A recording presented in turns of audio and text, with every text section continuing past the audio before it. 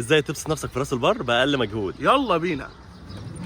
راس البر واحدة من أجمل المدن اللي في مصر اللي ممكن تقضي فيها يوم جميل تخرج بيه من ضغط الشغل، شوارع هادية وجو جميل وأحلى أكلة سمك ممكن تاكلها في عزبة البرج، فتعالوا بينا أخدكم جولة ليوم سريع في راس البر. ما تنسوش تعملوا لايك وفولو عشان ده بيشجعنا نكمل. أول حاجة وصلنا فندق نور الصباح، وده فندق موجود في شارع متفرع من شارع المديرية. هو فندق بسيط وأسعاره معقولة جدا، وأحلى حاجة فيه موقعه قريب من كل حاجة حرفيا. بعد كده هتروح عزبة البرج بدري قوي عشان تلحق تشتري شروة سمك محترمة من هناك. ركبنا معدية دياب من راس البر بتعديك لعزبة البرج الناحية التانية، وهناك بتلاقي مزادات لتجار السمك وسمك اشكال والوان، وهتلاقي كمان شروات سمك للناس العاديه وباسعار معقوله. هو للاسف الاسعار زادت عن السنه اللي فاتت. جبنا الشروه دي ب 850 جنيه، فيها جمبري كبير وجمبري صغير وكابوريا ومرجان وكميات حلوه الصراحه. ولو عايز تشتري جمبري بالكيلو، الراجل المحترم ده عنده جمبري حجم كويس جدا ب 300 جنيه الكيلو. خدنا السمك بتاعنا ورجعنا الفندق عشان نريح شويه.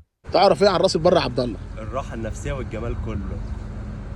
وبعد الظهر بقى تصحى تسوي السمك بتاعك. احنا رحنا عند مؤمن، اسعار التسوية عنده معقولة بالنسبة للمطاعم التانية. عملنا الجمبري الكبير مشوي بالخلطة، والصغير مقلي، والكابوريا مشوية، والمرجان مقلي. امسك يا حاج معاذ، أكلة سمك معتبرة في البلكونة في راس البر. تاخد بقى الكلام ده كله وتفرش في البلكونة بتاعتك، وبالهنا والشفا أحلى أكلة سمك ممكن تاكلها في حياتك. سندوتش جمبري قلبك يا